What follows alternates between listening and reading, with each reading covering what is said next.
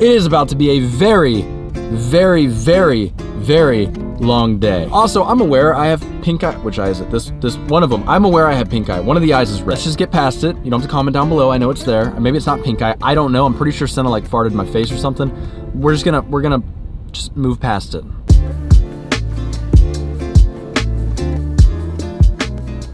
I feel like I should specify, Senna is my dog if you're new to the channel. It's not a girl, so I'm not just like getting blasted. It doesn't matter. We are driving the Model S Plaid 4 hours north to Arlington, Texas, really Dallas, Texas, to trade it in. I know you're like, Joe, you just bought it. I've technically owned it for about a month and a half now. I have driven it, hold, 2,475 miles, add 300 for today. This journey today is a perfect time for me to tell you guys all the things I hate about this car. So much so that I am selling it. Quick disclaimer before we get into it. If you're gonna comment about how amazing the Tesla Plaid is or how shitty it is, own one. It's always great reading comments like, Joe, you're a fucking idiot. You don't know what you're talking about, blah, blah, blah. And then I look at their profile and they drive a Toyota Camry all day. I'm like, why are you commenting about, I own it. It's my car. I've driven it. I get to talk about it. I mean, gladly comment down below. I will you up, no problem. I'm just saying, maybe don't be so quick to like hate or love it based on what you read on the internet. I've been driving it and I don't like it. So we're gonna jump into a little driving montage and then we're gonna pick this video up. Let's do it.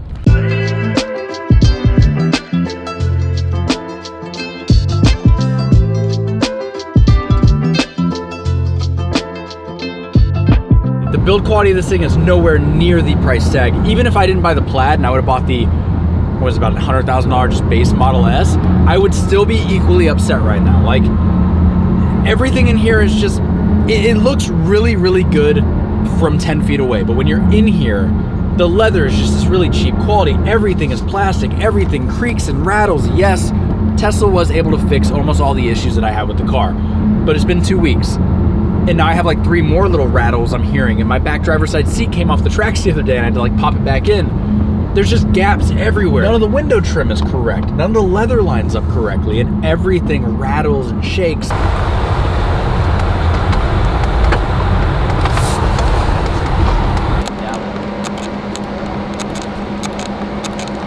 The build quality in this thing, like you can hear it just moving around, it's just not good. It's not good at all. I would be upset with the build quality of the interior of this car at $50,000. So now understand it's $150,000. This is a whole different ball game, right? You're comparing this to a good friend of mine, Charlie, just bought an S-Class. That is $130,000. You sit in the S-Class, you feel like you're in a private jet. You feel like Borat in a hotel room. Whoa, whoa, whoa. King in the castle, king in the castle. I sit in this and I'm like, what's going on? There's no automatic shades in the back. There's no manual shade. There's no shades in the back in general. There's no heads-up display. There's no ambient lighting. There's no massage seats. The seats themselves are pretty shit.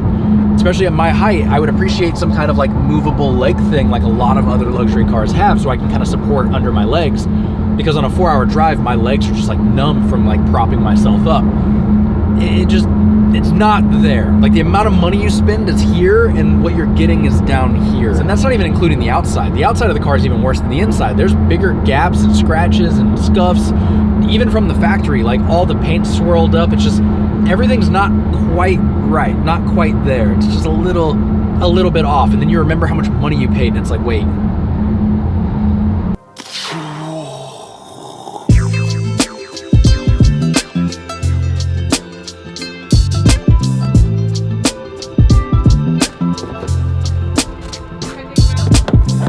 Charging, actually charging, right? So I did install the like nicer charger at my house where I get 40 miles of range an hour and I can charge it every night. And for day-to-day driving, no big deal.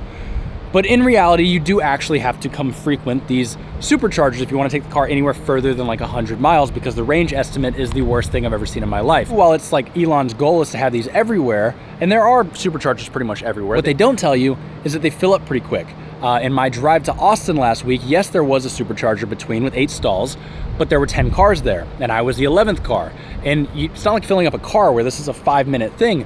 This is like a potentially hour-long situation. So if you get to a charger and there's no slots and you're waiting in line, you're potentially sitting there for hours on end, and we've seen this in California and shit. Not to mention, they're not always in the best spots. Some of them, great, like next to the mall, you have something to do for a while. But a lot of them, at least the ones I've gone to, I have a trap house hotel in a forest. And the nearest thing I can do is walk across the freeway to that Walmart over there. If you're looking for a prostitute, great location. But if you're looking for a hamburger or something, no. I have driven this car. In the last 2 weeks, I went to San Antonio, Austin, San Marcos, and today Dallas. And all of these places, I have had to use a supercharger, and every single time something has gone wrong. In my 3-hour drive to Austin was a 5.5-hour drive to Austin. And today, this should be a 4-hour drive to Dallas. I'm betting it's more like a 6-hour drive. If you think you're ever gonna go on road trips, I don't recommend going EV yet. Just so people don't yell at me for being so negative, you have owned this car for what, 2 years? 2 years on. And you love it? I love it. No, I'm pissed. Okay, so what do you love about it? The instant torque. Yeah. I like that the really spacious. So you don't have this in the S, right? But I like the windshield that goes like all the way here. It just like feels, when you're driving, it just feels very open. So I can spend a bunch of time in here and I don't feel like cramped up at all. And I mean, I personally like the simple dashboard. I know you don't love it. Okay, I just want to put some good in here so people aren't like really upset with me. It's great, I love it. Tesla lover.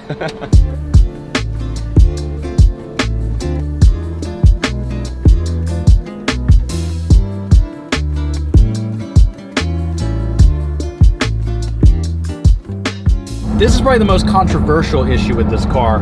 It's probably the most commented on issue that I have, and that is that it's a $150,000 car. The value of this thing, in my opinion, is terrible.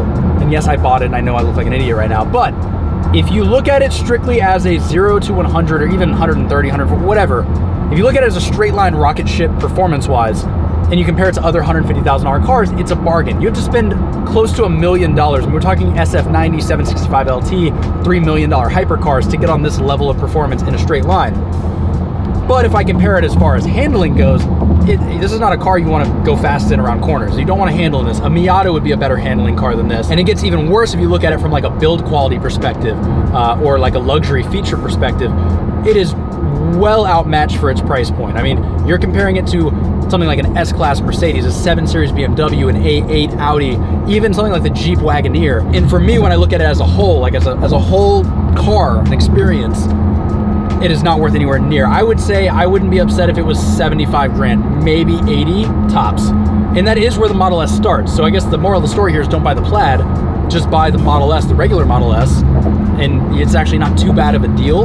And even then though, I would be like, you're getting a much better car. If you get like a Range Rover Sport, you're gonna be way happier with the overall vehicle than you would be in this. And that's a little controversial there, but that's another issue I have with this thing. It's just the price tag is fucking astronomical.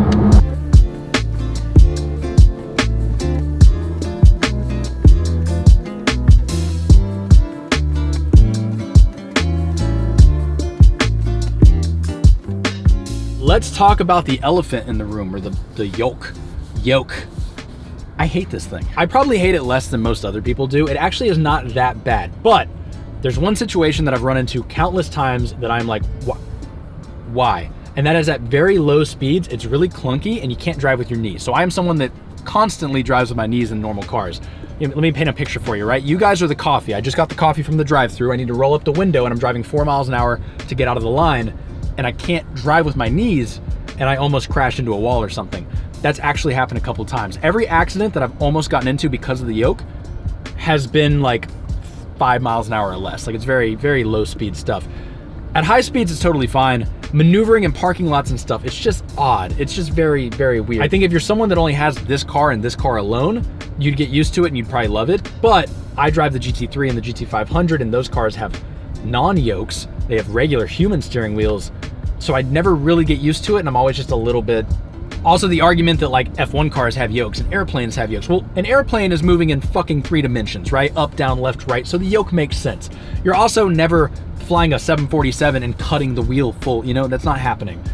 And the steering ratio in this doesn't make sense. So for an F1 car, turning the wheel, you know, a half turn is like a completely locked left or right. But in this car, I have to turn this thing all the way around 2 times to go full lock left or right. So it just doesn't make sense. Hate the yoke. Fuck yokes. I don't even like eggs, so fuck all yokes.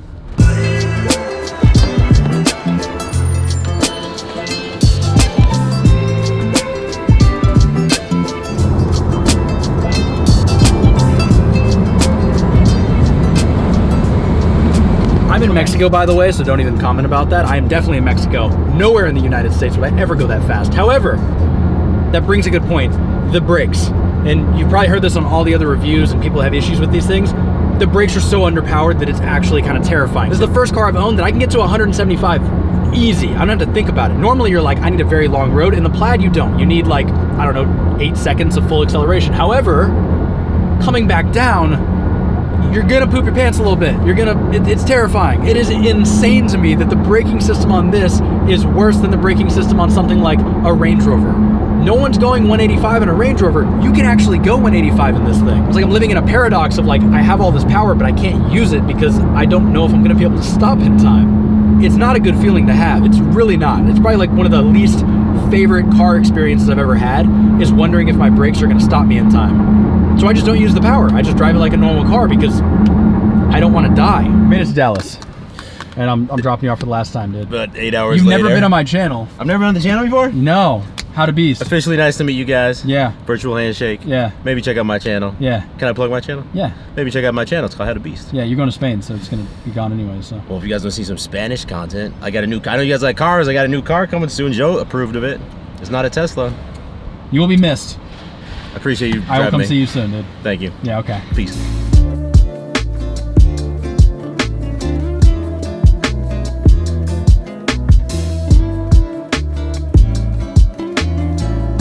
Autopilot, I don't even know what number we're on anymore. Autopilot is a $12,000 one-time fee or $200 a month, depending on how you want to hash it out. It has gotten no better, in my opinion, now than a Tesla I drove 3 years ago.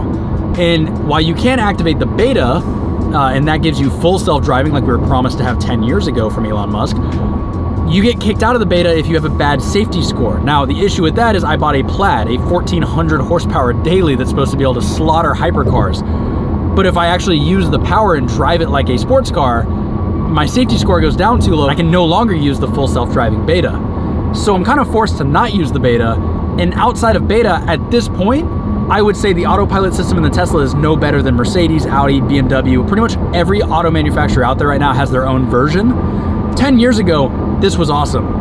But now, my F-150 Raptor that I just sold had basically the same level of autopilot as far as holding a lane and taking little corners and stuff. The amount of money you spend for it's just not, I don't think in my mind, worth it at this point.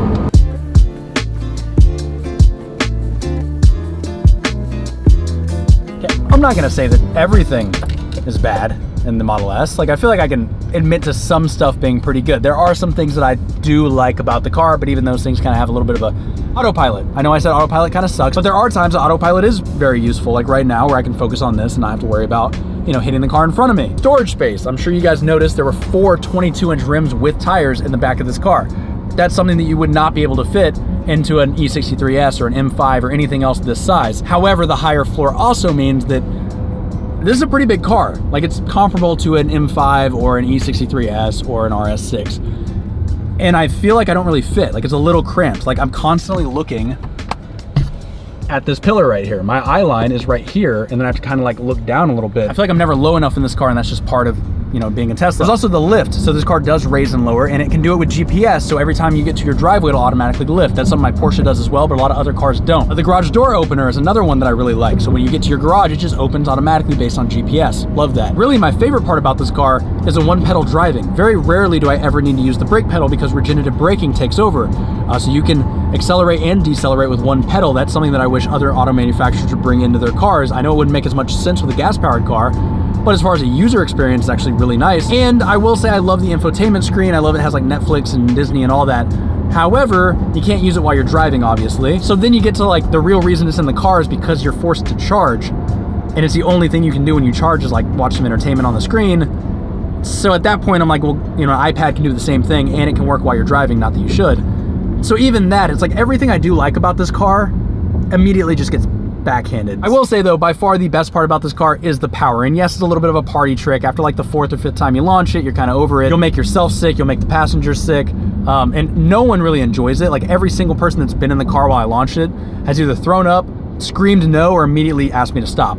So it's not even like a fun, like, haha, let's try this out. It's more so like terrifying for everyone. But being the fastest car, quickest car on the road by a long shot is pretty nice. So I will say that's probably the best part about this car. So I think this is pretty much where I'm gonna say goodbye to the car. We're about 2 minutes out from the dealership, and then this is someone else's thing now. That Autopilot just stopped in the middle of the road. What are you doing?